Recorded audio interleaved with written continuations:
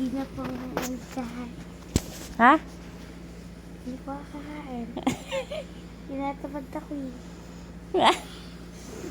Sige na. Para hindi ako tamarin magluto. Sige na. Ate mo naman. Dito ka lang araw. Huwag ka bababa. Matulog ka pa ulit. Ayaw mo magkwento. Tinatamad ako.